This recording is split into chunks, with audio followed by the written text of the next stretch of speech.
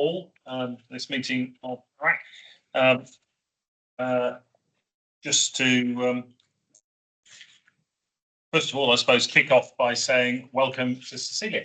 I was going to get the non-constituent members to introduce themselves as well at their first meeting, but given that none of the four of them are here, they don't need to introduce themselves, sadly. But I would certainly be welcome Cecilia introducing herself. As of Friday, Cecilia was formally confirmed as the incoming chair of this committee from the 1st of October. So maybe you can say a few words. Thank you very much. I'm very pleased to be here. I don't know if you've seen my CV. I've got a copy here on my desk, but my background is very much in the public sector as Chief Financial Officer. So I'm delighted to be here today to join you as the new chair of your audit committee. Congratulations. Thank you. Very good. Right, so just formally starting I should also sort of note that I did see Claire Nye, who's the new Section 73 officer, on Friday. She would like to join these meetings in the future, but couldn't make it today. But we obviously have Louise here, the soon to be award-winning Louise. Explain if anybody wants to know. Right, Craig, how are we doing with apologies? Yes, thank you, Chair. One apology received for this meeting from Councillor Roger Evans at Shropshire. So obviously, slightly frustratingly, that means we've got three of the other non-constituent members who had accepted but aren't here. I think we could just follow up as to why they didn't make it. You know, what is different about this committee, I've said this many times before, but what is different about this committee is the non-constituent members are voting members of the committee, and therefore they count towards the policy. So it's really important that they attend. And traditionally, 2 or 3 of them have been amongst the best attenders. So it would be good if we can get back to that point. But thank you to all 7 constituent members, representatives from all constituent members. You're here, and therefore we are for the meeting. Okay, declarations of interest. Just as usual, members reminded the need to declare any disclosable pecuniary interest they have in any item being discussed during the course of the meeting. In addition, the receipt of any gift or hospitality should be declared where the value was thought to have exceeded £50. Anything that anybody needs to declare? Bus passes. Bus Elderly people's. I don't yet have one. I look forward to that day. I do get a third off the trains, which I'm very excited about, but nothing on the buses yet. Thank you. Right, chair's remarks. I will say, just make a couple of comments from the board meeting on Friday. I wouldn't say it's the most important thing, but clearly one of the important things was that it was formally confirmed that Cecilia was to take over as chair of AWAC. Again, it was a relatively brief board meeting, to be honest. There was only a couple of issues of significance in there, one to do with bus franchising. There was the presentation of the financial monitoring report to the end of July, the first 4 months, and it was the first report presented by Claire, the interim Section 73 officer. I just thought I'd flag 3 or 4 things that came out of that. Because I think they're important. First of all, she noted the development of more of a medium-term forward-looking financial strategy with 7 key principles associated with that, which I thought was well written. Actually, I've commented and said I'd talk to her about it in more detail, but I thought that was good. Secondly, within there, also the development of a more structured strategy towards reserves, which I know is a topic close to the heart of our external auditors. I think, again, I certainly welcome that. In terms of the results for the first 7 months, generally speaking, things were broadly in line with budget, with a couple of notable exceptions, which are recurring themes which we've seen before. On the positive side, level of treasury gains, there were 11 million for the first 4 months, and they are now forecast to be 24 million for the full year. And obviously that extra 4 million is very welcome and it is being applied. On the downside, the latest forecast for the capital programme is already 10% below budget. 57 million short. But it was noted that 75% of that are programmes that are not managed by the combined authority. They are managed by parties external to the combined authority, and therefore, it is a collective responsibility of both the combined authority and all the constituent members to make sure that those capital budgets are being spent. But I say, there is a silver lining to that. That money is being well invested and generating returns. And I think that was about it. Was there anybody else there? Was I the only one there? Yeah, I think that was the principal matters discussed at that meeting. We normally share the financial monitoring report with this committee, but I don't know, maybe you want to do the September one. Probably half year. Probably makes sense before the November meeting. Okay. I think the only other point to note, and I simply note it, is that it was announced that Anshaw was leaving the combined authority. And I noticed that was in the press this morning, actually. I think from the perspective of this organisation, we should be cognizant of the fact that we're the most senior people in the leadership of the combined authority have left in recent times, and obviously it's pretty important that those people are replaced and permanent appointments be made to those three important positions of chief executive, section 73, and head of transport. So I'm sure that is being worked on as we speak. Okay, minutes of the last meeting. Anything else from me at this stage? Minutes of the last meeting. Are people happy that it is a fair and accurate record, first of all? Yes, yeah. Yes. Yeah, okay, so we can approve that. So it's definitely going. I think we talked a little bit about, in terms of follow-up actions, we talked about in 6B, the integrated settlement readiness, and that's picked up in Matt's report, so thank you for that. We noted that we hope to be able to sign off the annual report and accounts at the November meeting. The update to the internal audit charter we'll come back to. Can I just point on item 10, the last paragraph?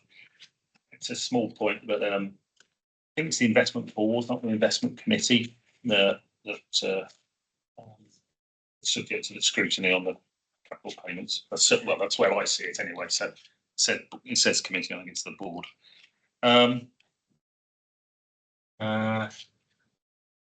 External audit plan we talked about. Unfortunately, we seem in the minutes to have repeated in section 12 what we've also written in section 13. Yeah. So the minutes don't actually cover your presentation, the internal audit plan. So I'm not sure we can formally approve the minutes, to be honest, because I think we've missed out. I think we're gonna. Subject to incorporation for that. So if you look in the minutes, unfortunately, 12 and 13 are identical. So 13's right. It's reprinted, and 12 is clearly missing. So if we can make sure that gets picked up. Did we speak to the investment board about change requests? Do you know? Was that something that got flagged to them? I didn't make the last investment board meeting, so whether that's I mentioned that I felt that your internal audit report, particularly in respect of change requests, was something the investment board should be aware of. So can we just make sure Ian Martin is cognizant of that? That would be good. And that, I think, was that, actually. So unless anybody has any other matters arising from the minutes from last time. Right.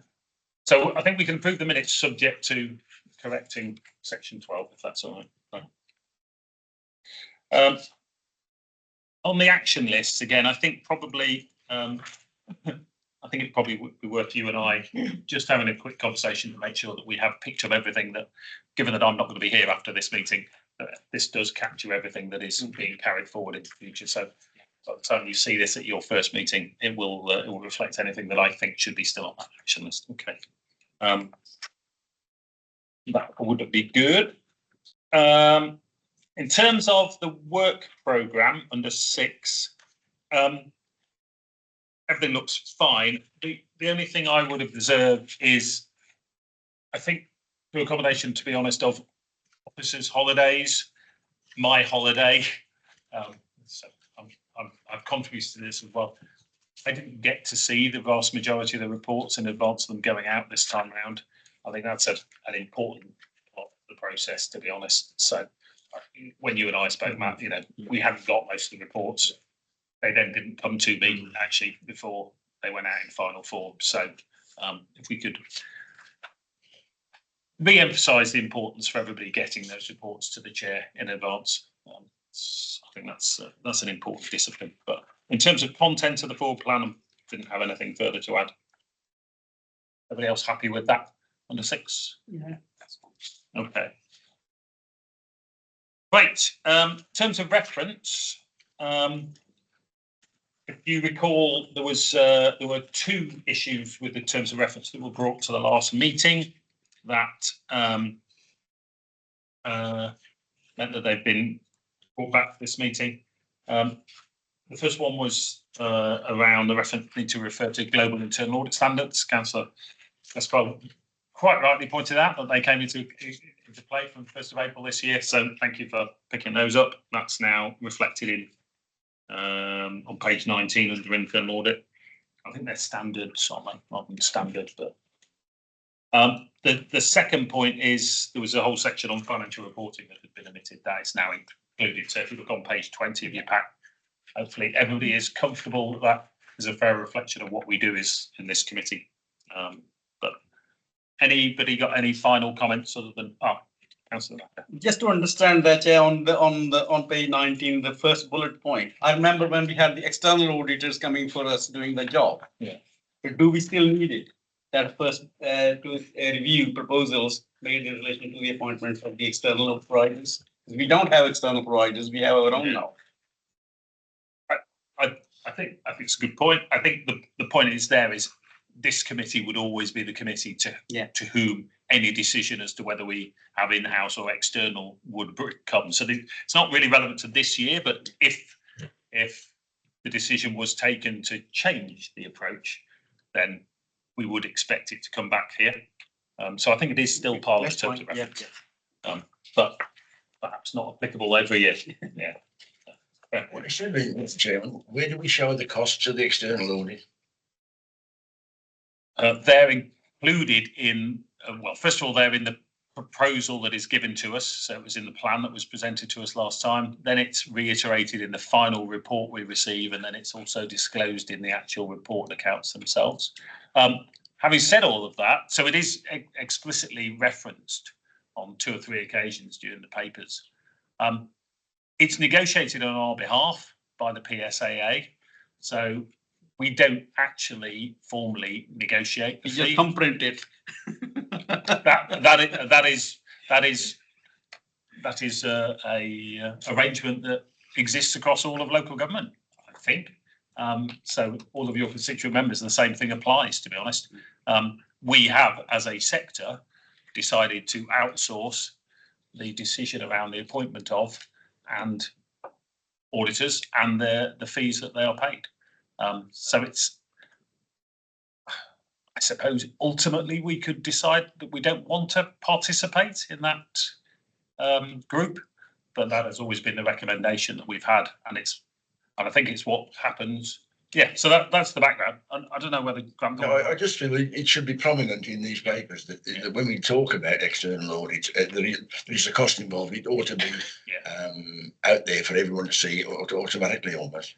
So it was included in the papers in the last meeting in terms of the proposed fee, and it will be confirmed or otherwise in the final report you receive in November.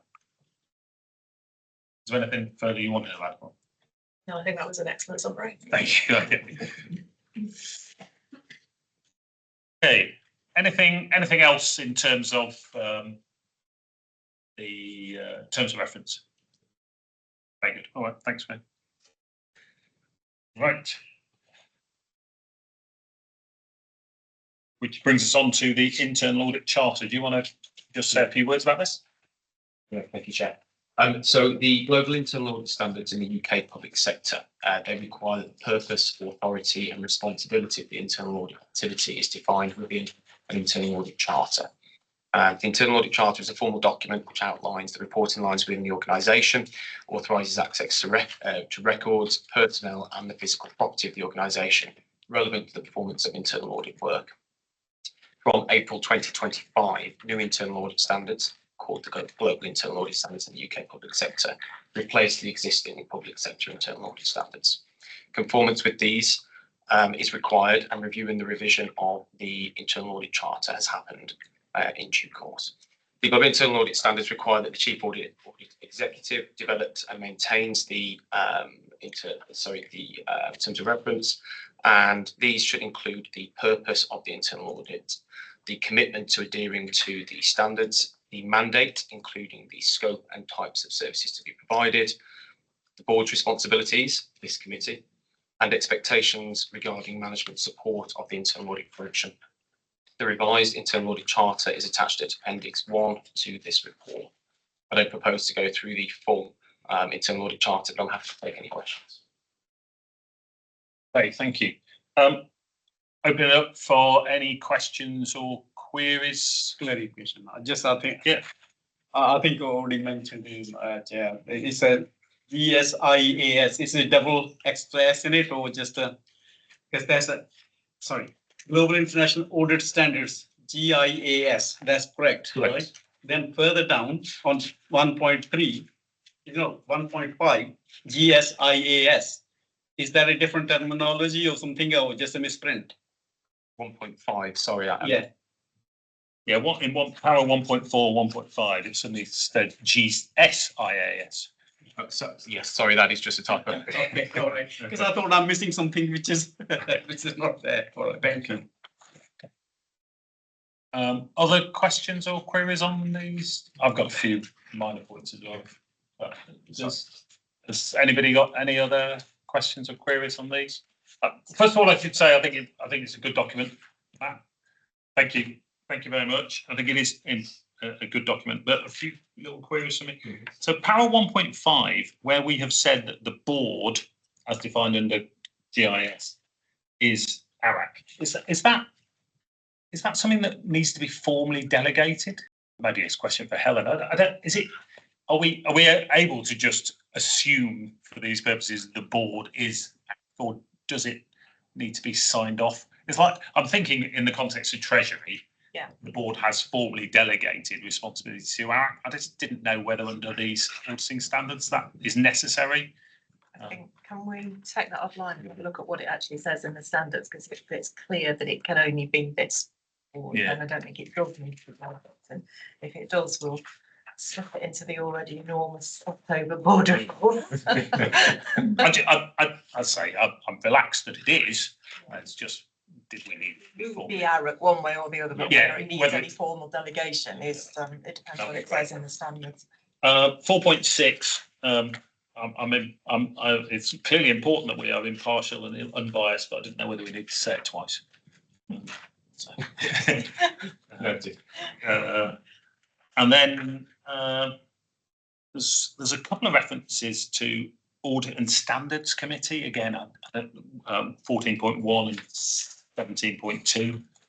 That's just, we just assume it's is there something else there?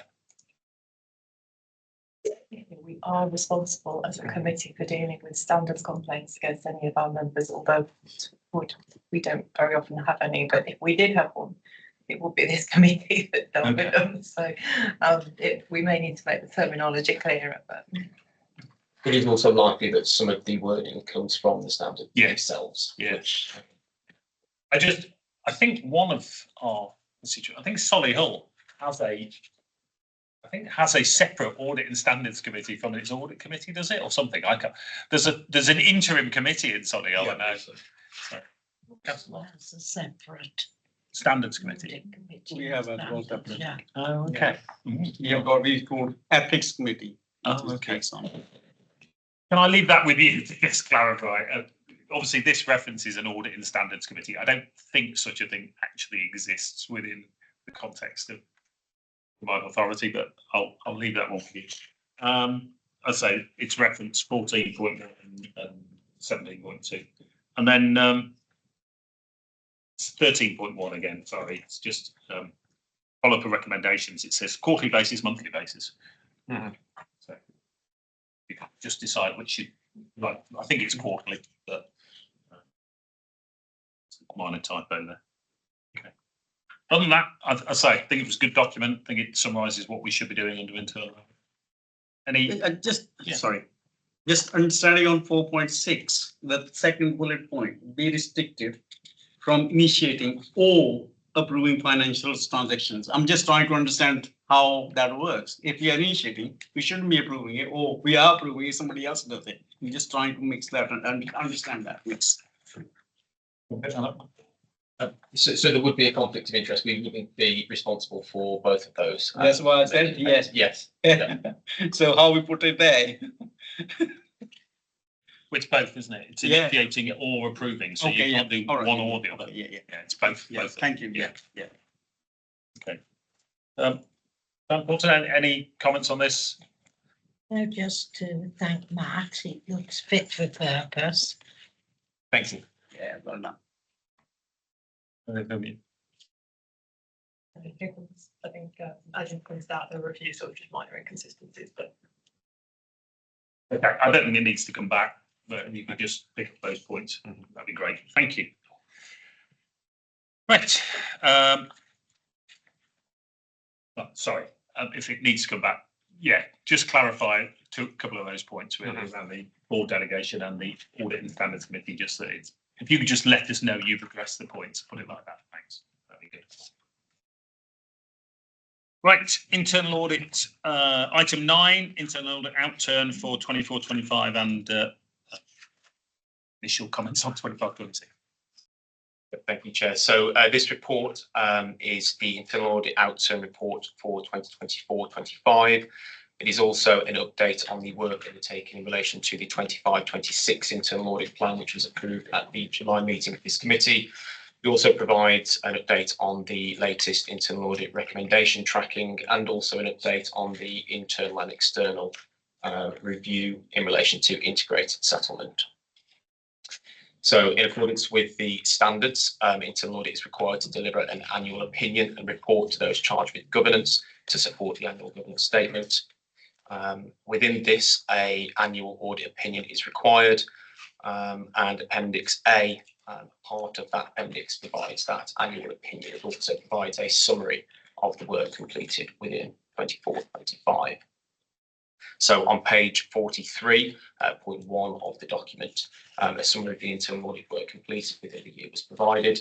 In total, 20 audits were undertaken within the period. Of these, 19 have been completed to final or draft report status within the period of audit. In terms of the results, there was a mixed set of assurance opinions with all levels of assurance, substantial, satisfactory and limited seen across the 19 audits completed in the year. The table on page 43 provides an overview summary of these. Of the audits completed, 32% were provided with a substantial level of assurance, which is the highest level. 53% were provided with reasonable assurance and 16% with limited assurance. Point 2 on page 44, with section 2, provides an analysis of the 24-25 audit assurance opinions against the prior 3 audit years.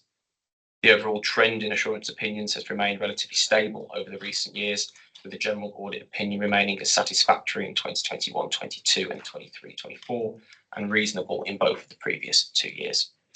The number of audits delivered has steadily increased, reaching a peak in the last year of 20, reflecting the continued development of the internal audit team following its transition to an in-house service. And notably, the substantial assurance opinions rose from 12% to 32% over the course of 23-24 and 24-25, indicating a stronger control environment in some areas. Satisfactory opinions declined over the same period, while limited assurance has remained low and consistent, suggesting that whilst there are some areas that present control challenges, they're not widespread. In terms of progress, within July to date, there were 5 audits from the prior year plan which were completed to draft and final report status. Of these, 3 audits are contained within the papers today, These are the accounts receivable audit, the infrastructure for zero emissions vehicles, and the TFWM customer facing digital transport systems.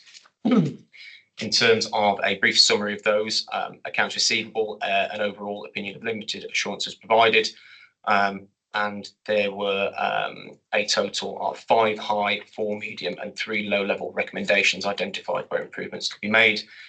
We can discuss this further as part of one of the private appendices. In relation to infrastructure for zero emissions vehicles, a substantial assurance opinion was provided, with 2 medium, 3 low, and 1 advisory level recommendations being identified. And finally, customer facing digital transport systems, a total of 8 medium and 1 advisory level recommendations were provided, and a overall opinion of reasonable assurance. In terms of the internal audit opinion for 24-25, the annual opinion, it's substantially derived from the results and the assurance provided within the risk-based audits, the 20 audits completed within the audit plan. The opinion does not imply that internal audit reviewed all risks within the organisation, but those which have came to the attention of auditors during the course of their work. Based on the work undertaken within the period, the audit opinion of reasonable assurance has been provided for 24-25. And section 4 is progress detail of the 25-26 internal audit plan. So at this given moment in time, the audit work is largely focused on the completion of the required external grant determinations. There have been 4 grant determinations completed within the period, and the progress on core internal audits remains at planning phase at this stage of the year. Finally, section 5 presents a summary of the follow-up of previous audit recommendations and those which are currently outstanding. In terms of those, notably, the Longbridge Park and Ride follow-up remains outstanding. There are 3 recommendations resulting from the audit of change control that remain outstanding. And then finally, section 6 is an update requested at the previous meeting of this committee in relation to the integrated settlement. So a bit of background to that. So prior to receipt of the first integrated settlement in April 2025, MHCLG commissioned Deloitte to provide assurance on the preparedness of the combined authority to take on the settlement via a readiness check. The check explored the combined authority's readiness in 4 thematic areas, which were assigned one of 4 levels: emerging, developing, core, and advanced. The table below provides the assessment and the number and type of recommendations made within the Deloitte report. In December 2025, the combined authority will provide a 6-monthly report to government and the Integrated Settlement Programme Board on our progress in meeting the 20 recommendations of the Deloitte readiness check. In reference of the above, the check included 2 urgent recommendations, which have both been completed. Of the remaining non-urgent recommendations, 3 have been completed, 6 are in progress, 2 will be developed over a longer time frame, and 7 are yet to commence.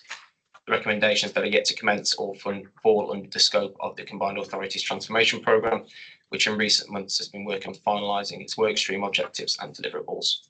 There remains a high level of confidence in relation to the Combined Authority's ability to address the recommendations ahead of next year's multi-year settlement. I'll take any question. Okay. First of all, thank you. Really good report, really clear, very comprehensive. So thank you for sending it out. Open it up for questions. Any detailed questions on any of the 3 reports which we're receiving? Clearly, we need to pick up in the private session at the end of the meeting. So if you did have any particular questions, and I'd be surprised if you didn't on one of those reports, maybe we pick those up a little bit later. But any other general questions? Alistair? Thank you, Chair. On page 47, just have a question about the business continuity planning. It says there's 12 red outstanding actions in this one. If there was, for example, a significant incident tomorrow, would that affect how the organisation can respond? Yep. So in terms of the 12 outstanding, I believe actually there is also an update as part of this meeting in relation to that. But those recommendations are outstanding currently in terms of completion of the recommendations. However, it is likely that a large amount of those, there will have been a substantial amount of work in relation to them. Some of them are longer term, and within the actual audit report, I think there was an action plan that was provided previously to this committee, which did set out the timelines for those recommendations. Yeah, I think we're getting an update in, 12 on the Okay. agenda, but it's an important area, really important area. But prejudging what comes out of the discussion in 12, to your point, it feels like we're making progress, but we haven't actually got many of the items completed as of yet. And until that point, then exposure exists, doesn't it? So, but we pick it up again in 12. Yeah, of course. You just see in the news like cyber attacks happening in organisations. It's important that the organisation prioritises this, in my opinion. Completely agree. That's okay. The new plan is the biggest thing in town, and we've got on page 38, item 5, delivery of strategic plan, contribution not applicable. Should we not have a statement there on each of them at a certain time of the year where we are on the biggest thing on the table? Respond to that as the author of the report. So I think that's because, sorry, that's okay. I think that is due to the fact that the recommendation being made within this report isn't in relation to the delivery of the strategic transport plan. It's in relation to the outer report. The overall picture of what we're doing, auditing what we're doing in the authority, that plan is fundamental to me. If you're giving out 2.6 billion, surely there should be a statement within these reports of where we are on the plan. Taking it out of this audit, I think is a double negative. If there was a statement there of where we are on the plan, well, it's new at the moment, it's brand new, then it could be a lot there. But surely there should be some form of progress report or a statement there as to where we are. I think we are capable here of pushing so much aside that we're losing the big picture. What are we here for? Yeah, just to respond. Pardon, use the mic, please. Go on then. Yours are switched on, but probably not here. If you In switch your yours mic off, is an mine inter- will work. That's it, yeah. Thank you. The implications and considerations is a standard setting on the report. It's not to give an update on the strategic transport plan. It's to give an indication of the impact of this particular report and these recommendations on those items. So I think Matt's right in saying that this particular report doesn't have a direct impact on the strategic transport plan. There are other places where we would give updates on the strategic transport plan. Excuse me, the point I'm trying to make is the reason we're here at the moment is this plan, and at a said time in the year when this plan is put together, the statement of where we are with the plan should be part of this report, surely. Okay, I don't know whether it should be part of this particular report, but I think it should be part of the consideration of this committee, albeit clearly there is the role of overview and scrutiny, because their job is the consideration of strategy, and whereas our job is more to do with assurance around the governance procedures that exist to help with the implementation of the strategy. But I completely get your point that it is fundamental to what this authority is all about in the next couple of years with CRSTS and everything else. So maybe I'll speak to Cecilia and also to Andrew Burrow from an overview and scrutiny committee, and we can work out how do we make sure that we're giving appropriate focus to and coverage to that, because I agree with you, it is fundamental to what the combined authority itself is all about. Thank you. Councillor Martin. Thank you, Mr. Chairman. It is concerning looking at the number of issues, limited opinions given over the last 4 years. It's gone from 1 limited opinion to 3. So the trend is increasing in numbers. I think we should ask for assurance. Controls and processes are in place to try and mitigate any further limited opinions coming in the future. I have got some issues which I will pick up in the private. report. relay in the private session. But I do think we need a report, perhaps November, end of November, that you are looking at this and have an update, and hopefully we've mitigated everything. Thank you. Yeah, thank you, councillor. I agree, and in terms of the limited recommendations, the limited audits, they will have a follow-up audit to provide some assurance over the implementation of recommendations within those audits. And will that come back in November to us? It might not make the November meeting, but generally we say that within 6 to 12 months we will provide a follow-up audit. Can we maybe pick that up when we talk about the council super audit in detail in the private section as to when is the appropriate time to come back on? I think it's a really important point what you've made, this pattern of assurance opinions. You know, one has to be careful not reading too much into it, because it is a judgment at the end of the day, and it's a range and where things fall in that range. But overall, yeah, we've had more limited.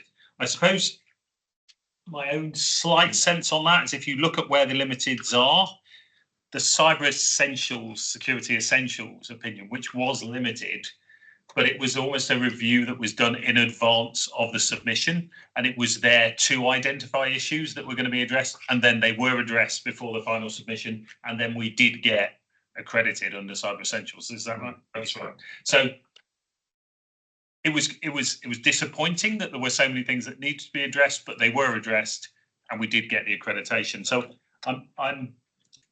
it was limited. It is limited, but there is something about that audit which is less concerning to me than the accounts receivable audit, which, say, we'll go into the detail of what's in that opinion. But in the public opinion, in the public reports, we actually list how many recommendations there are, don't we?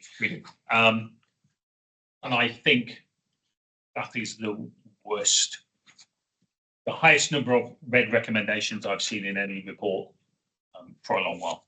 And so I think it is fair to say that that is an area that we will pick up in the private session. But it is. So while I'm saying that the one limited assurance is of less concern to me, this other limited assurance is of more concern to me than maybe we've seen in the past. Okay. Yes, Councillor Martin. With regard to 6 to 12 months. Yeah. Or actions or assurances or Yeah. updates. Is it possible we can ask for the high priorities to be done for November? I say, should we pick to us for November? Should we pick it up in the private session, because we can get into the detailed recommendations and then decide when it is appropriate response time? Because also in the detailed report it lists when the action is due to be completed by, and that I think might guide when you might come back to us. But it may not. I think given the significance of these issues, I think we would expect the relevant person from within the organisation to actually come back and present to this committee. But we'll pick it up in the private session. I agree. Other questions or queries from other? Sorry, I should say in response to your point, Councillor Martin, I do still take comfort from the fact that the overall conclusion is still reasonable assurance. That is the overall conclusion of the work, and that will be included in our annual governance statement. So, and it is balanced. It is, we've still got more substantial than we have limited. We've still got 95% of the reviews resulting in 95. That can't be right. 85. Sorry, 85% of the reviews are substantial or reasonable, and we've got more reviews this year. Say that. Okay. So I do take a degree of comfort in terms of the overall control situation. Can I just go back to one or two other little bits and pieces in there? I think there was actually that. There's just one slight question, and it sort of comes out of the fact that we're here in September and you're presenting on finalising reports of the 24-25 plan, and then we're talking about the 25-26 plan, and you're sort of saying you're in the planning phase of it. I'm just slightly concerned that the phasing of the work is slightly out of sync with certainly with the timing of the financial year, albeit perhaps not in terms of the timing of when we report on the financial year. Do you understand what I'm saying? And is this something you're hoping to bring forward in future years? So it's a really good question, and the answer is yes. We have already brought it forward from last year. So last year, the outturn and finalised opinion was not provided until the November meeting. This year, it is the September meeting, with a hope to next year, well, within the 25-26, bringing it to the July meeting. And that would not, though, then decrease from that point of view, because we're providing assurance over the whole financial year, and as such, we will not have completed the internal audit report by the end of that financial year. Thank you. I think that's got to be the ambition, that we just bring things forward a little bit. I appreciate there was a transition from the external to internal, you getting your team up to the appropriate levels of resource. Are you comfortable you've now got the resource to deliver that, or are you still, no, you're not comfortable you've got the resource needed? Tell us about the resource, please, Sam. So I think in terms of the resource will meet the internal audit plan for 25-26, because the plan was developed based on the resources which are available to the internal audit service. There is always a stretch in terms of internal audit resources, and particularly with some of the upcoming changes to the organisation, it will potentially require an increase in that resource in future years. Okay, business continuity, councillors previously brought up. Integrated settlement, again, I would have thought clearly it makes sense for the 6 month, the report to the end of December be brought back to this committee in January. So that will be February, isn't it? So beginning of early February there's a meeting, actually, I think. Yes. So yeah, if we could see whatever update is provided against those 6 recommendations, sorry, 6 recommendations, against all the recommendations in that report, that would be good. Any other questions on the overall report that has been presented to us? I did say at the board on Friday that I thought that one of the things that had certainly evolved significantly and positively during my tenure, 10 years chair of this committee, was the work of internal audit. I think it was absolutely the right recommendation and decision to bring it in-house. I think it's now been resourced in an appropriate way. We're now getting more rigorous, more in terms of quantity, but more rigorous, and in my opinion, better quality reports coming out of internal audit. So thank you for that. And I say I noted that specifically as a board on. So we hopefully hand it over to you in good shape, but as ever, there will always be things to continue to develop. And as you say, the organisation is getting more complex, more difficult, and the external environment is getting more challenging and perhaps risky. And therefore, the work will continue to need to evolve and develop. But thank you very much for everything over the last 18 months, 2 years. Okay. Right, so I've got all the detailed reports now. Come back to those. Okay, item 10, which is the normal quarterly report. We were told you were joining online, but lovely to see you in the room, Jessie. So over to you. Morning, everybody. So I'm Jyoti Sharma, Head of Programme Assurance and Appraisal, and I'll be presenting the assurance performance report today, the reporting period of April to June 2025. So just for the new members, just to summarise, the purpose of the report is to provide a summary. Will you put the mic on, please? Yeah, sorry. Looks like railway station. No, that's very good. Thank you. Hopefully you can hear. So just very briefly, the purpose of the report is described in sections 1.1 to 1.2. So the report provides a summary of the programme assurance and appraisal activity for our investment projects in that reporting period. The main body of the report provides the analytical information then to evidence the compliance and performance of the assurance activity. And then probably drawing your attention to section 9.18, which provides the summary of the overall period. So there was 3 points that were raised. The assurance and appraisal activity mostly remained steady, which is positive. That was drawn out in point A. Point B, I have raised earlier in previous updates as well. There has been an increase because of an increase in the compressed assurance and appraisal requests, which have been coming through our delivery directorate, which is detailed there. But we have as a programme assurance and appraisal team been working with the statutory officers to ensure there are sufficient controls to capture that information and the reasons.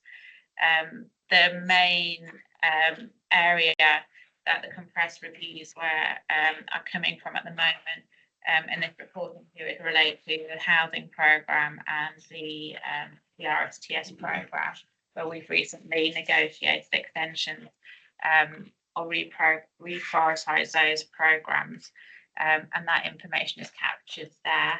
And hopefully positively, the change request activity has now stabilised. So I think there was an increase reported in the previous quarters, mostly related to the mobilisation of the integrated settlement programme, but those numbers are steady now. I'll take any questions. Okay, thank you.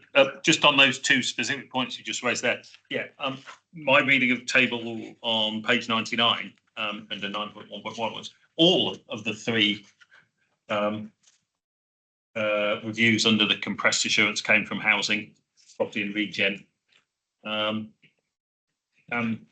actually no, you go back into 2024, there were some coming from elsewhere, but is there something, yeah, do you want to just expand a little bit on what is it that's going on there and why are they bringing those through? And then secondly, yeah, just to note on change requests, there was clearly quite a lot of catch up that needed to come through. And I say, all credit to the investment board chaired by Councillor Hughes, who've been on that all year.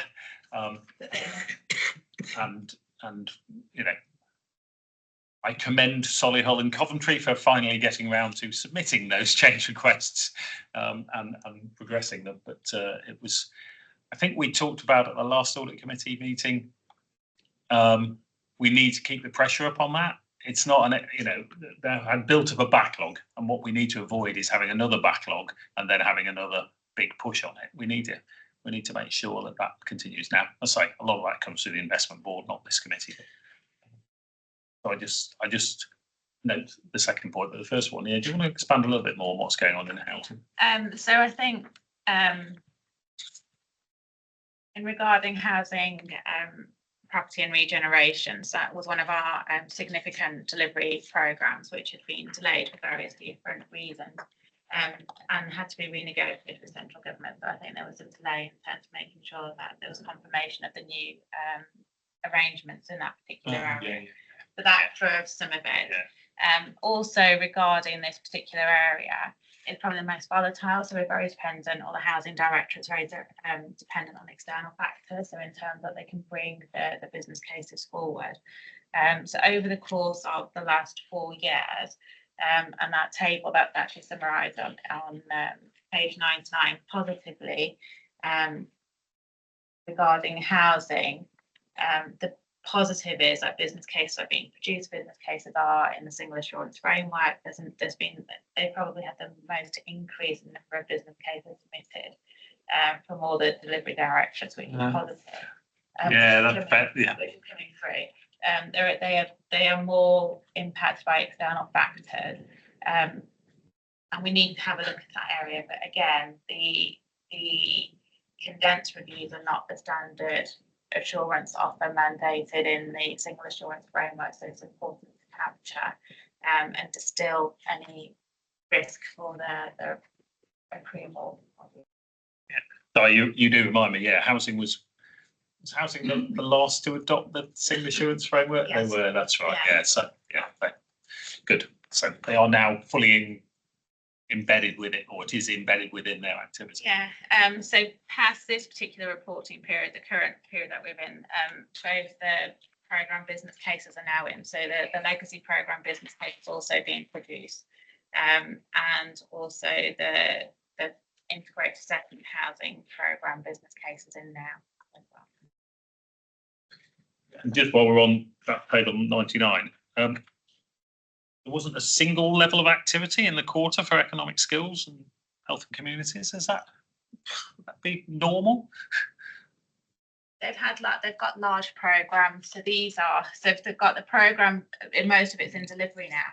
Right. So the business cases would be related to projects which are in development in terms of bringing a new business case through. So they have, I'm very comfortable with the economy skills directorate. They've got the program business cases in which summarise their activity, and the projects are in delivery and they are being monitored. A lot of their activity will fall into the integrated assessment period as well. So where we've got extensions of existing programs, they've submitted change requests and they're doing a wholesale review of all of their program activity. It's because it's in delivery. Okay, all right, very good. All right.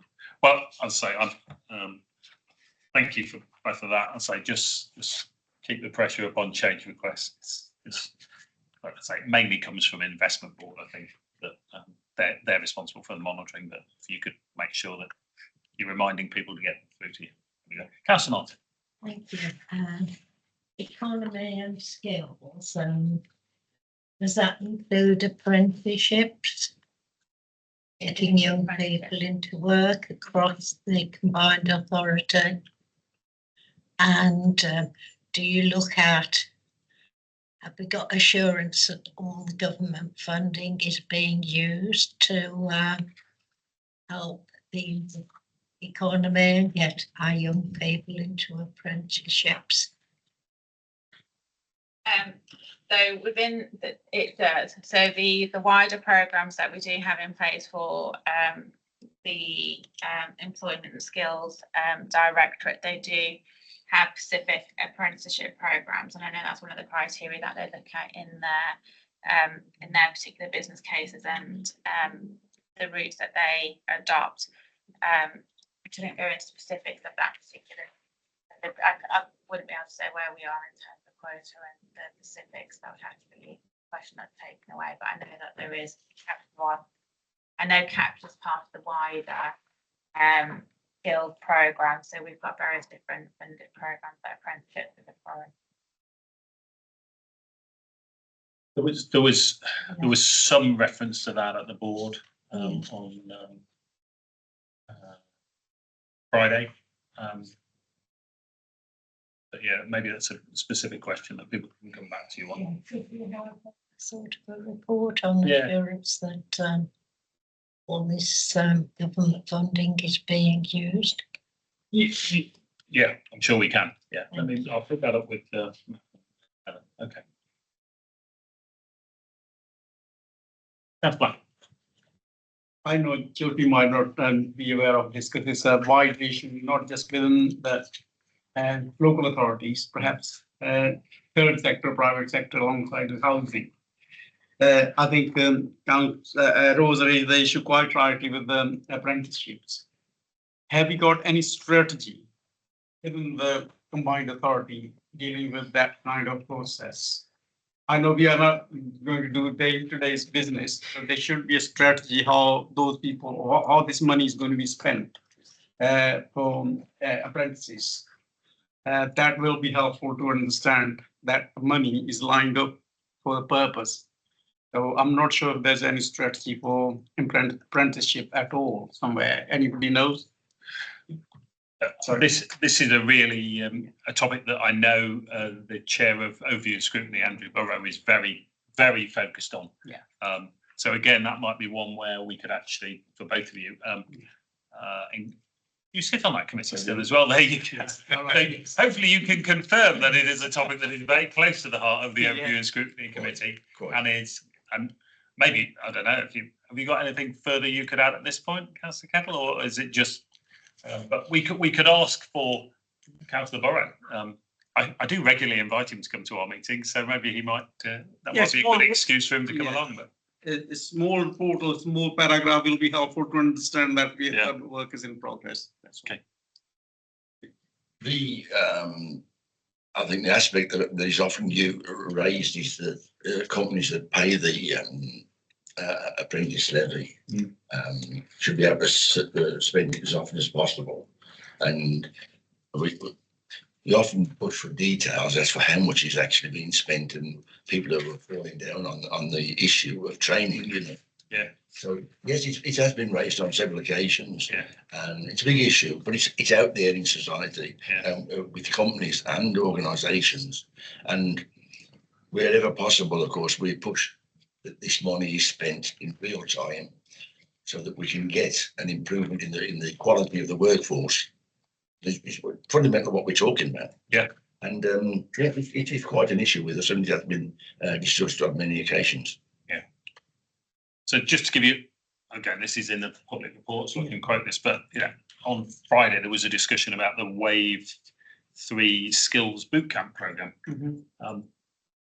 Questions as whether we're going to use all the money, and to be fair, the interim chief executive made the point that many authorities had just abandoned this as a programme because they couldn't get it to work, whereas actually the combined authority had really invested heavily to try and ensure that we were using as much of the funding as possible. But it's difficult because so much of it is being delivered by external providers, and if you haven't got the providers to provide the programme, it's quite hard to deliver. But you may, unless it's used, it just becomes a tax, doesn't it? yeah, exactly. So I think it is an area that is getting a lot of attention. It's getting attention at the board. It's getting attention at overview scrutiny. But we should make sure that we're aware of those, and if there are some assurance and governance relation issues associated with that, then we should pick them up. Okay, thank you. Can I just point out a story that I experienced as a councillor? Of course you can. And it's quite interesting, really. Someone rang me and said that they were an accountant in Birmingham that lived in Warsaw. Yeah. And they had a pot of money of £21,000 that their company were willing to give to a student who is training to be an accountant. And did I know any students that fitted that description? And I didn't actually, because I'm quite old and my children are. But I just rang up the local academies and just asked if anyone at the school fitted that description, and lo and behold, the headmaster came back and said, yes, we have a student who fitted what's required, and I just transferred the telephone numbers, and that student is on his way to training. So I'm just wondering if anything could be included in the strategy that would allow people like me or anybody else to be able to say to a school, well, join this or look this up and put your name forward for students to go to. Does it need more connecting between employers and schools? Go. I think, sorry, Chair, just in my thinking when I was talking about this, Citizen Housing is a very large company. Yeah. They do a lot of work. So that kind of operation, if the combined authority leads the strategy, they'll have to work with it because they need to have money and obviously retrofitting and everything else alongside. That would be useful to have a strategy to make sure it works. There needs to be a connection, doesn't there, between employer and where the actual students are. This is a topic that I've come across quite regularly in wearing a different hat this year, and so maybe we'll pick up offline actually, Councillor Martin, on that, because I say it's particular interest to me with my sheriff responsibilities. Okay, thank you. Any further questions for Jyoti on the report for this quarter? Well done. Okay. I say it again. I made the comment at the board that this is something that has come a long way. It's well embedded now. It's now feels like it is well and truly adopted by the organisation. But again, as the organisation develops and evolves and becomes more complex, then the rollout of the SAF and the evolution of the SAF just becomes more and more important, doesn't it? So, thank you. Thank you. Right. Item. So we note that report. Thank you. Outcome of National Fraud Initiative. Is that Kate on the screen? Okay. It is. Kate on the screen. Hello. Hello. Hello. Hello. Welcome. Thank you for joining us. This is always one of my favourite reports of the year. I'm not quite sure why. I love a bit of data, but so this is a report we get regularly. Always throws up a few interesting questions. Yeah, do you want to talk us through the headlines and then we'll open it up for questions? Yeah, so the National Fraud Initiative is the Cabinet Office coordinated approach across public sectors where we all feed in lots of information to a portal. So it happens every 2 years and there's certain criteria and data sets that we have to feed back on. So our responsibility at the CA is pension information, payroll, but that's people in receipt of pensions, payroll, creditors and transport passes. So my job is to coordinate all that information and report out the findings of what we've got in that exercise. They said we report the data in October 24 and we have up to March 26 to submit those findings. So generally most of the elements have been looked at and reviewed now. So as I said, we've put that report in to let you know the outcome. That cover as much as we need to know for now? Yeah, thank you. Is it worth picking up each of the little elements? So obviously the first one is on pensions. Mm-hmm. I will acknowledge a personal interest in this topic. Simply, my mother passed away last year. She was very old and very poorly at the end. It was fine, but she passed away last year. The whole issue of sorting out pensions when people pass away is somewhat challenging, I'm aware. So I ended up having to pay a refund because we couldn't stop them paying her for a while. But anyway, so this is a tricky topic, albeit it's a lot better than most areas. Sorry, just as a slight aside, it's the one time in my life where I've found lots of different parts of the public sector talking to each other. When people are alive, you can never get them to coordinate, but once they pass away, actually, sadly, there is a degree of coordination that takes place. But anyway, I don't think that, they obviously identified 4 cases for you. 3 of them were genuine, and therefore you managed to sort that out. I don't know if there's anything further to say. Councillor. This is a delicate area because some pension funds are particularly tough on asking people to confirm that they're still alive, which causes quite a lot of offence. So it's finding the balance point, but this is a data-driven piece of work. I note it says that the amount is unrecoverable because there aren't any details to be able to track anyone down. Is there further action available in those cases, or is that relatively small sum a write-off? Yeah, they are relatively small sums, but as I said, this is a closed small pension fund that we pay from CA Direct.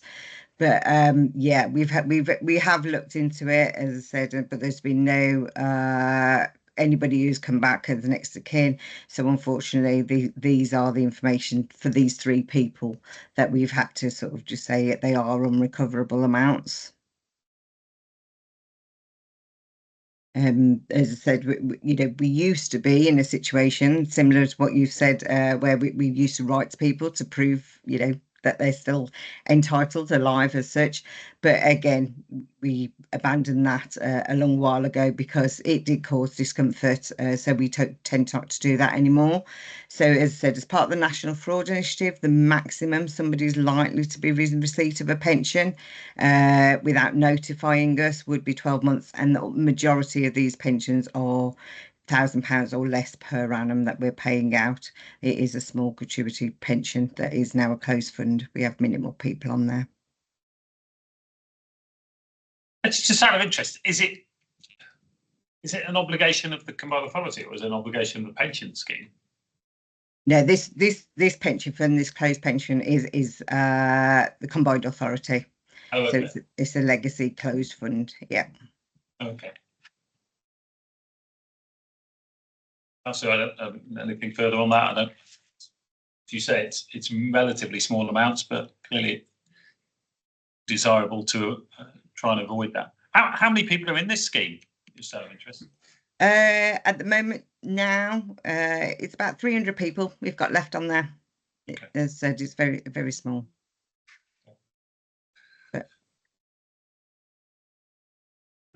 the second area on the payroll, so you've got two areas where you're still following up, but so far there doesn't seem to be anything there that you have concern about. no, nothing, no issues. Then the concessionary passes, I did like the Cabinet Office estimated saving, I know. albeit you haven't found any issues.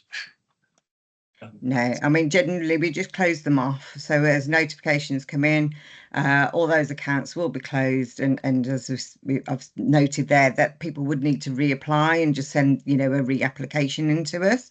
But as it was at that date, we've had no queries. So the chances are that they just, they have passed away. They're no longer entitled to these passes. But people just generally don't notify that, oh, I've got a bus pass, or a family member, it would be obviously. People just generally don't notify. They might phone up for the pension or the HMRC elements, but as bus pass, they don't tend to do that. Obviously, it's a sensitive issue. I'm trying to work out how somebody who's deceased could be using a bus pass, but. Well, it's the detection of fraud, isn't it? So it could be a family member who's picked it up on the side and decided to carry on using it or whatever. I think there were a couple of odd cases where people tend to, have used it in the past. Okay. But again, minimal compared to the amount of numbers that get reported on. Okay, Councillor Johnson. I can't answer my question, but I was just curious. 1,500 cases, was that just in 1 year? Is that the sort of average amount of people? 2 years, over 2 years. Yeah, but yeah, and that's average. I think the year before that we had 25,000 reported. So, it is unfortunate. These are people of the West Midlands who've got the concessionary passes who are no longer entitled through being deceased in most cases. But yeah, as I said, the numbers this year are slightly less. I think we had 25 the year before. Ellen?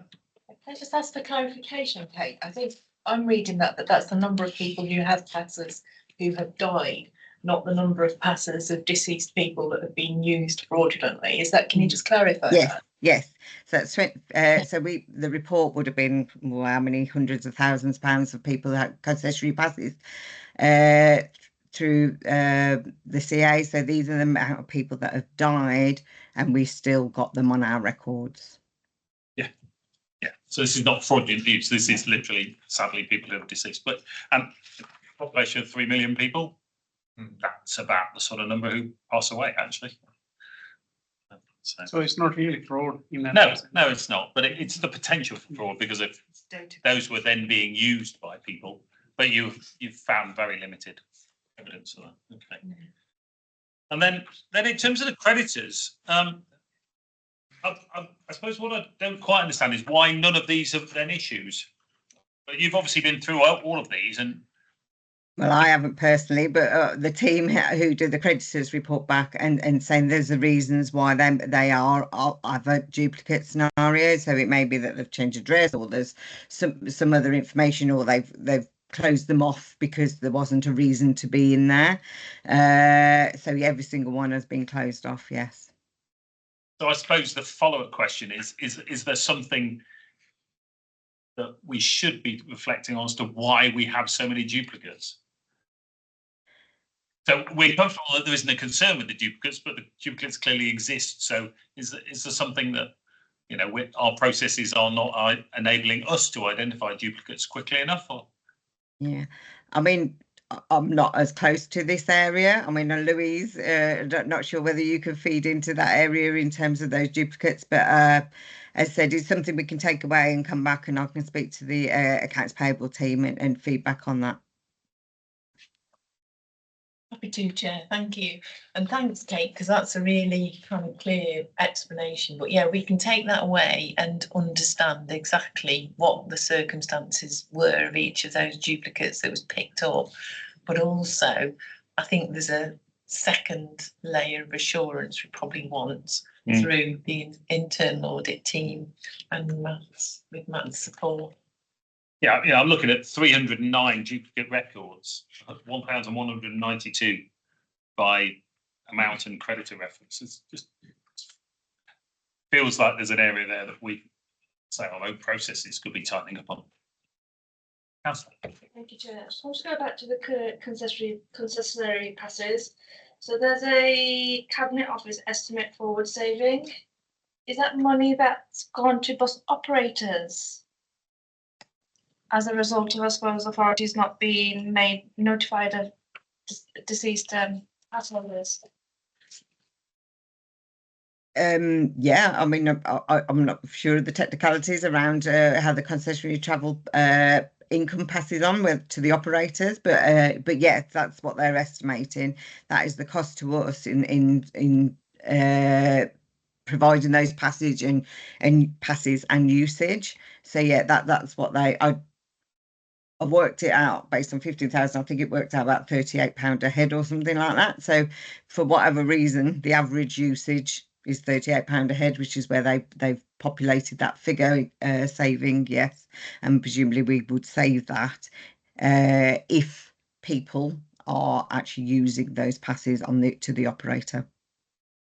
Matt, did you want to? That was just my point of clarification. From my understanding, is that figure is based on if all 15,000 passes had fraudulently been used up until the end of March 2026, it would have cost the combined authority £591,000.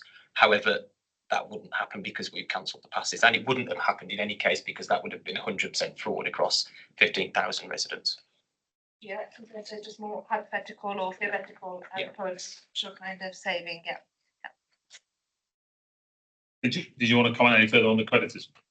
Yes, just to say that we will be completing a follow-up audit of the NFI exercise, a small follow-up audit of a sample check of those ensure the controls are in place. Also, just a very minor point, but one of the recommendations in relation to the accounts receivable audit was in relation to managing customer details and duplicate records. So we can pick that up in the next session. Thanks. That was going to be my point, that if you've got over 1,000 duplicate records, then it's worth checking what the controls are on creating those creditor records, but it sounds as if you're on top of that already. Thank you. So this was an interesting bit of work. Councillor Martin. Thank you. Thank you, Chair. A small overpayment relating to 3 or 4 duplicate payments. So I think this is a good result considering the number of invoices that are processed, and I would have always expected 1 or 2 to slip through. So it shows shows that we're on top of this. Thank you. Thank you. Yeah, I'd say this is a classic example of where data can be used effectively to flag risks and identify potential issues, and hopefully then with appropriate follow-up, team, we can then be assured that actually there aren't actually major issues there. But I think it's Well, it's good value for money. What did you say? It costs £1,000 or something? £1,315 a year. Yeah. Yeah, which that sounds like pretty good value for money to me, in terms of an opportunity for us to identify issues and reassure ourselves. But I say, I think that the other message is just follow up on the creditors' point and the duplicates. Great.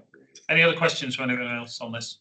Just an aspect, Mr. Chairman. I don't know whether it's the right time to mention it, but anybody who's been reading the papers about the cyber attacks on the Jaguar Land Rover and Marks and Spencer's, the enormous amount of losses now that you can, they're shutting down for a week, over a week or 10 days, loss of production, millions of pounds. And there's this spider organisation, a loosely connected group that are causing so much damage. And I raised the issue of, have we got someone, because of the amount of money involved now with the combined authority, have we got someone looking at our cyber security, because the potential is so damaging? I think you're just about to lead us into the next session, actually, around business continuity more broadly. But you're absolutely right. We did have a presentation previously on cyber and what we're doing around managing the risk there. And, at some point in time, it would be good to get that person back again. But forgotten his name now. Who's the Jason? Jason, that's right. Jason Danbury. You make a fair point, though. Oh, you do. Oh, you make an absolutely fair point. But I would also say that very sadly in this space, around something like pensions, a huge amount of the activity is not at a corporate level, business level. It's person to person, and it's the individual scamming of vulnerable elderly people that is absolutely endemic out there, and it's a very sad state of affairs, to be honest. How so quite vulnerable people are being scammed out of substantial amounts of their wealth. It's terrible, but I made the point last year in a previous committee and talking to the mayor, that if we'd have said historically that people were stealing 3 great train robberies every day, it wasn't even even not being mentioned. People would look at you incredulously historically and say, this is impossible. The reaction is at the moment that cybercrime and scamming is so great worldwide, not only in this country, that I think sooner or later when we catch these people, sentences have got to reflect the damage they're doing. Again, I could talk to a bit more detail about that with another hat I'm wearing. It's not really for this committee, but I'm aware of the issues. I'm aware of what the authorities are trying to do to clamp down on this sort of stuff. In terms of prosecution, it's very challenging because a substantial proportion of this stuff is not taking place it's not originating in this country, and therefore the ability of the authorities to get to these people is pretty limited, to be honest. But anyway, I think we're getting into a slightly different topic, if I'm honest. I was just going to just ask one question on this. Particular, I know it should be there. There's cyber and so on. This in the report risks.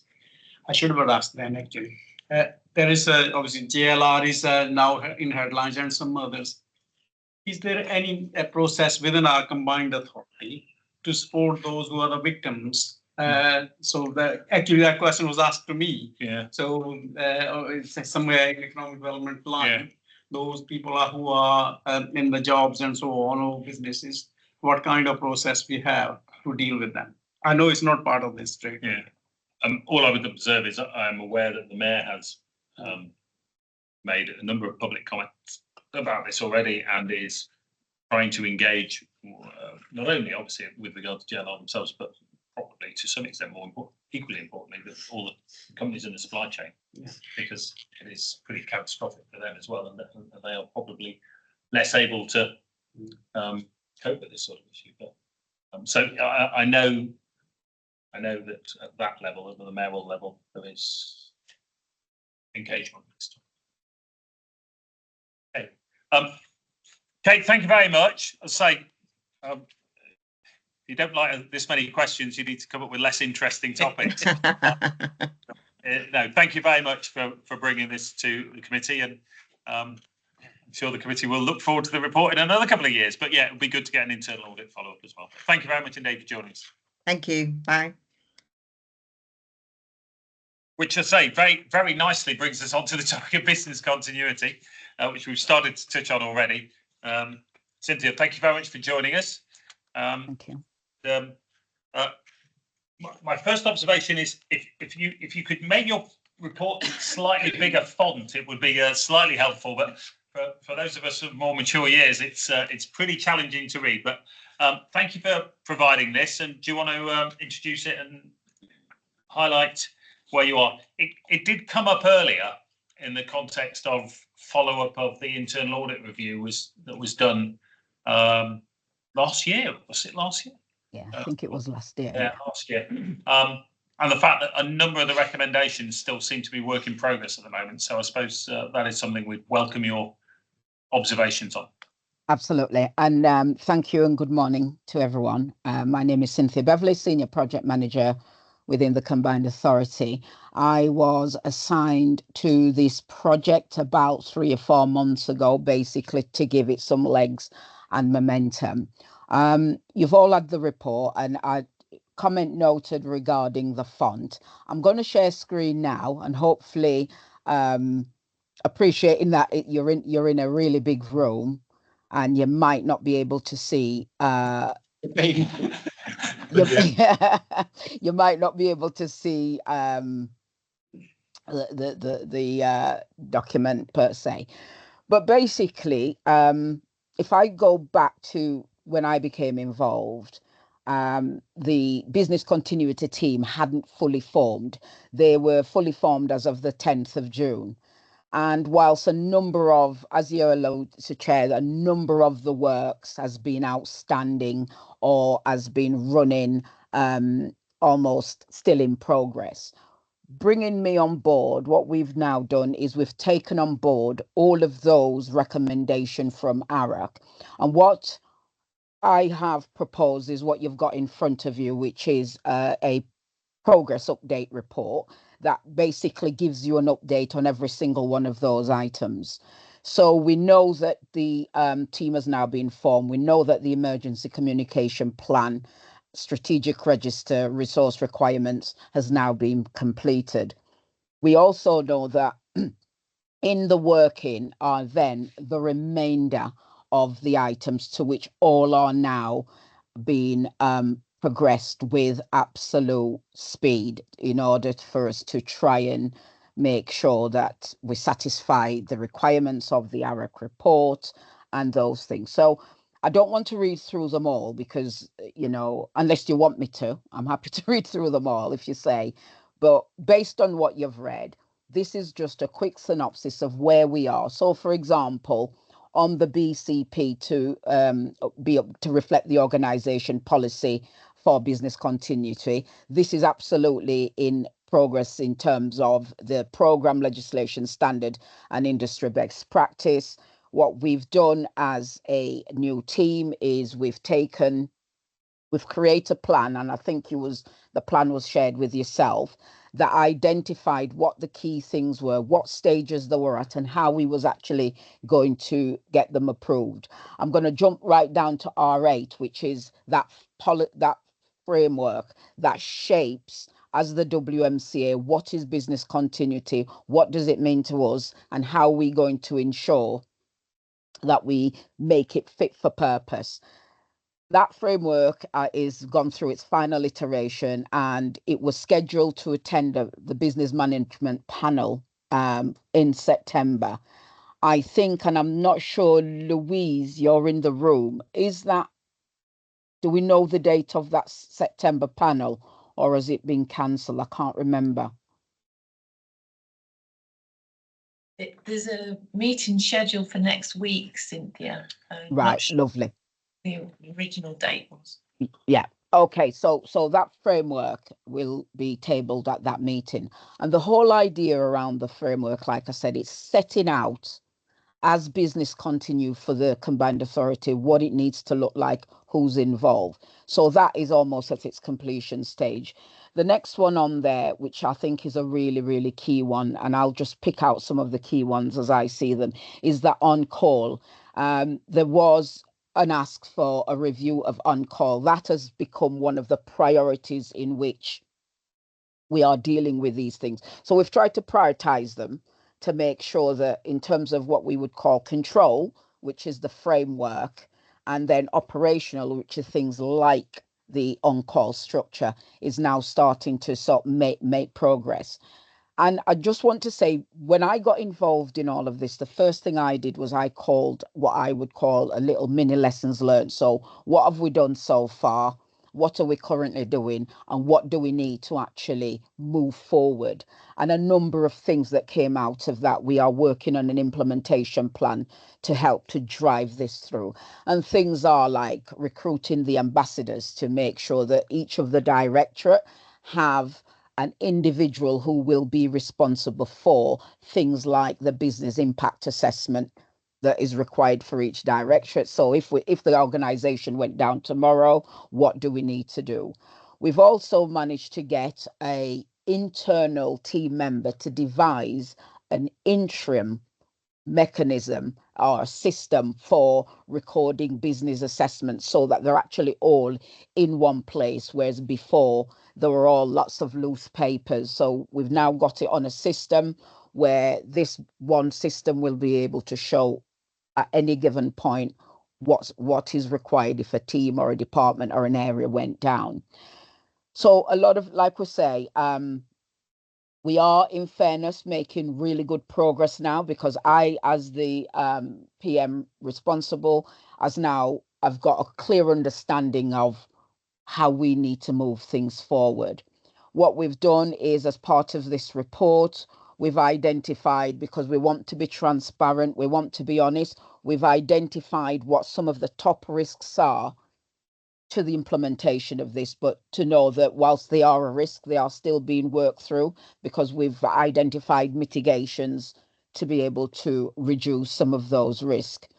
We've then gone on to talk about the sort of success, the things that we've achieved within, let's say, for the July and August, because we're now in September presenting, and things are like there is now a draft plan of 16 Summer Lane. I've mentioned the business continuity framework that is due at the business panel.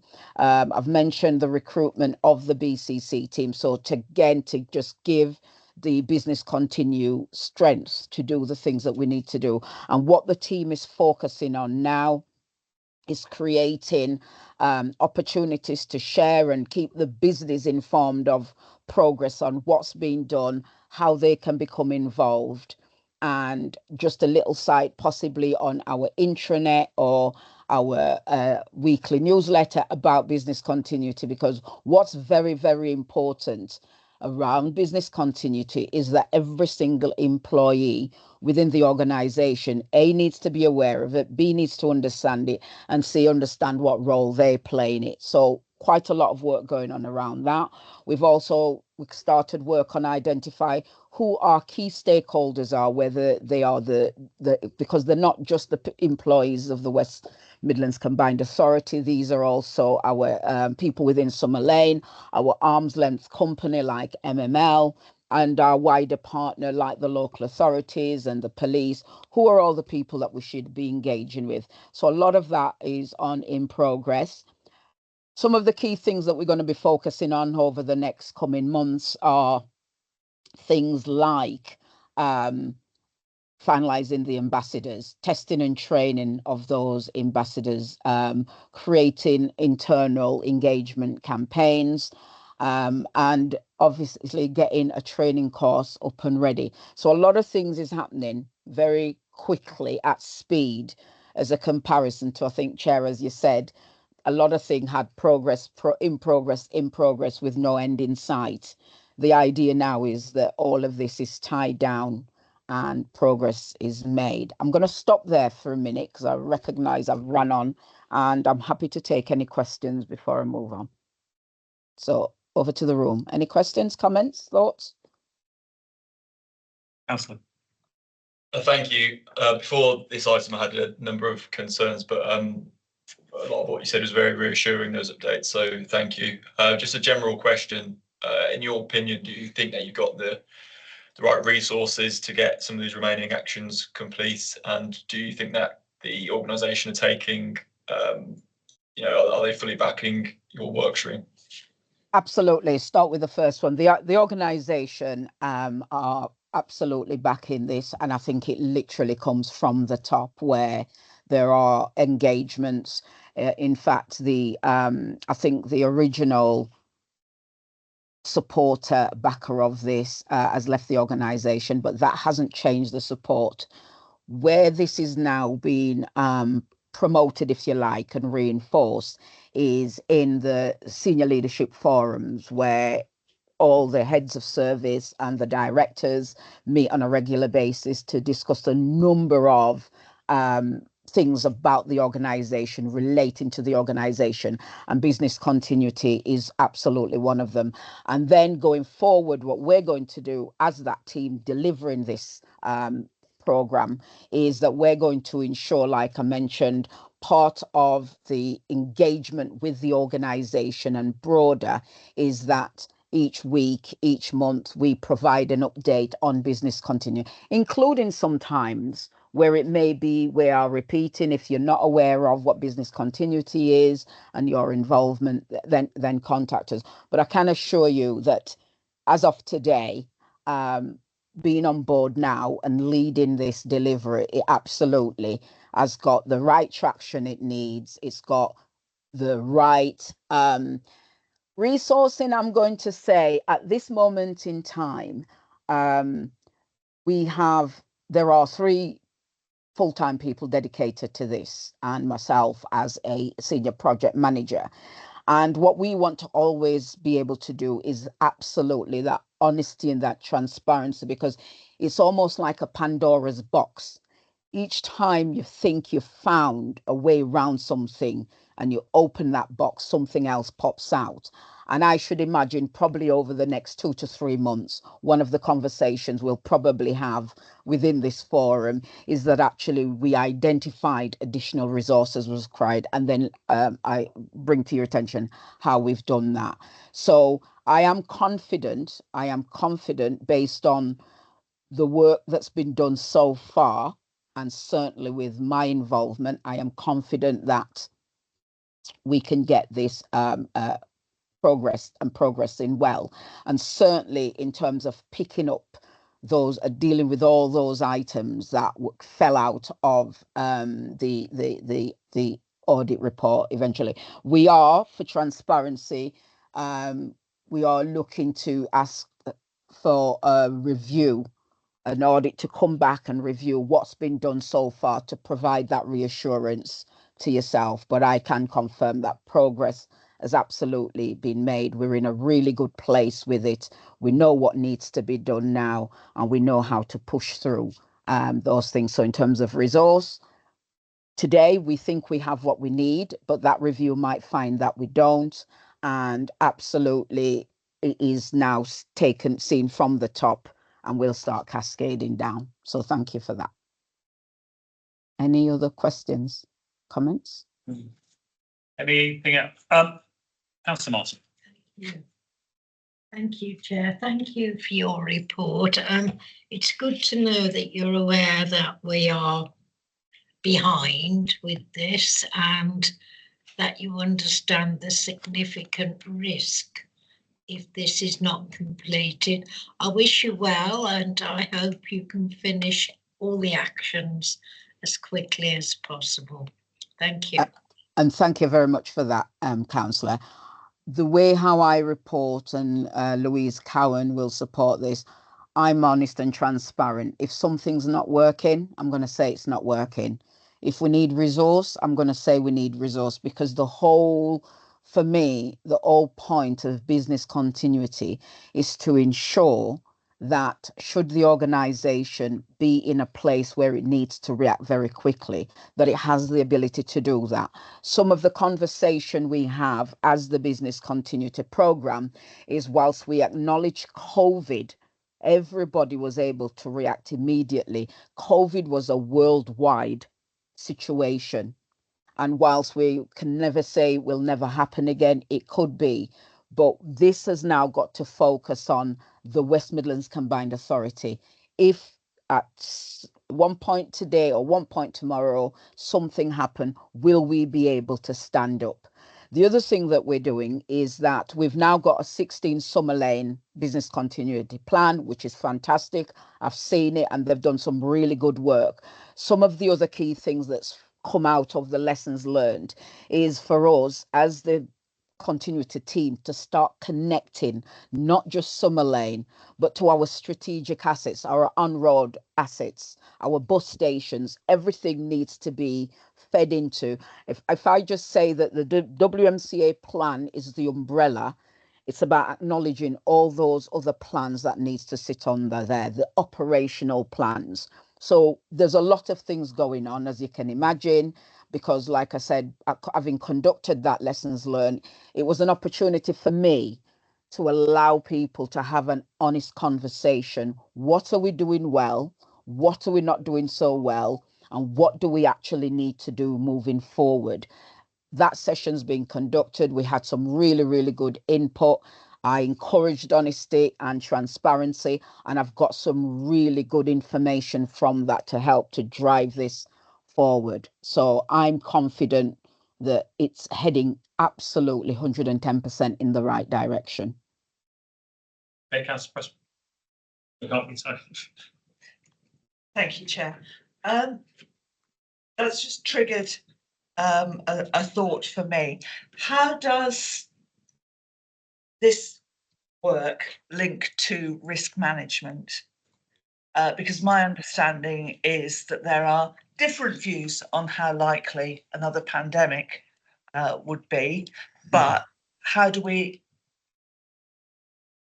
the risk management aspect drive the business continuity plan, which I think is the way round that it needs to be?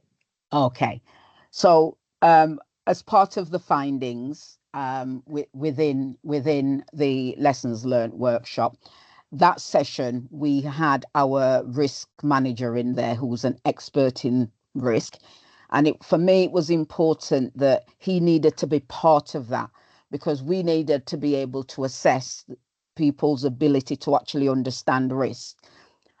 Into the recommendation comes three things. One is that this program, as when I came on board, the first thing I did was I drew up a risk register for this program to identify all the risk to delivering business continuity in terms of the program as we know it.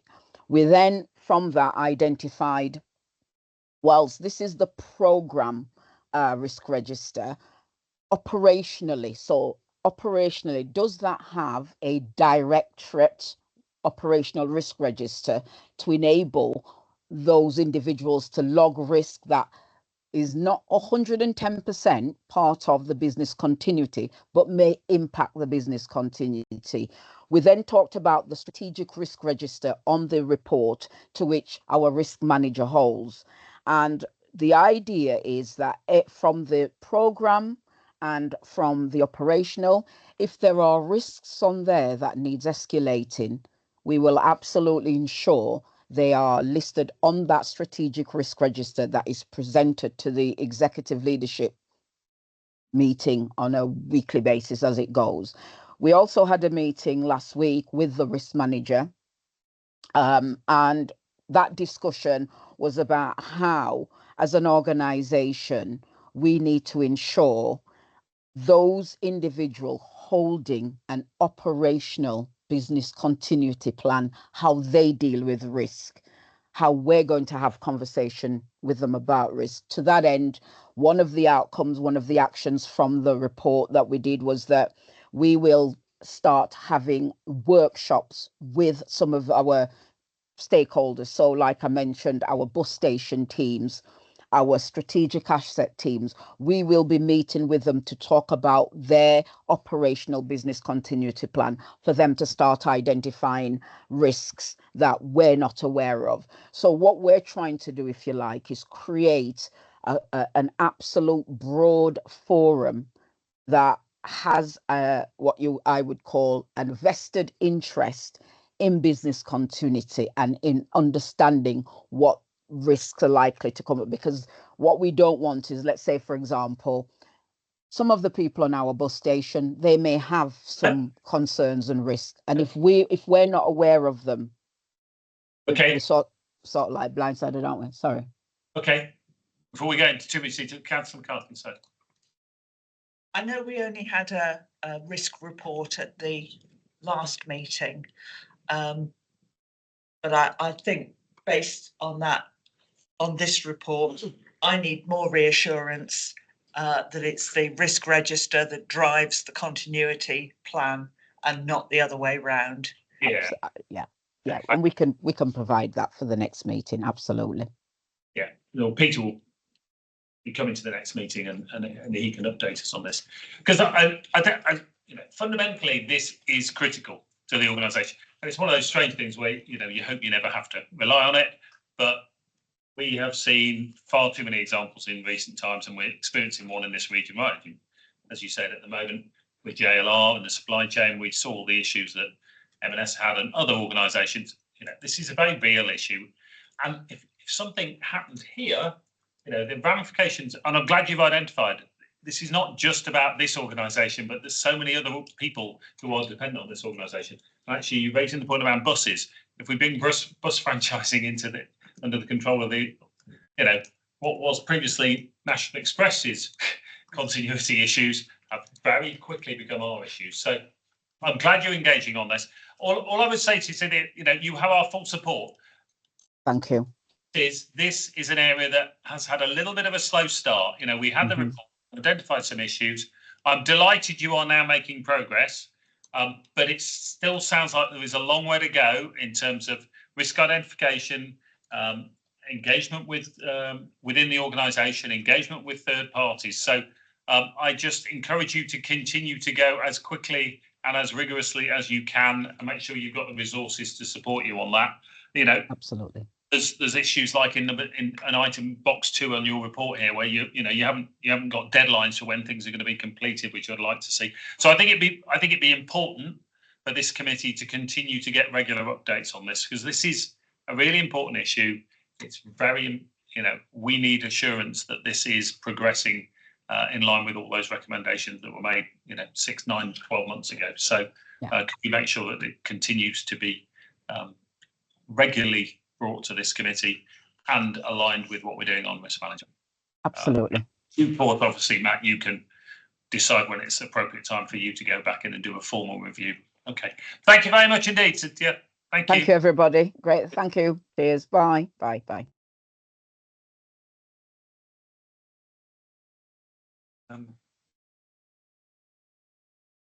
We'll have another chat offline on that, because I think it's a really important issue, but we need to work out what's the right mechanism for keeping this committee updated on what's going on. Okay.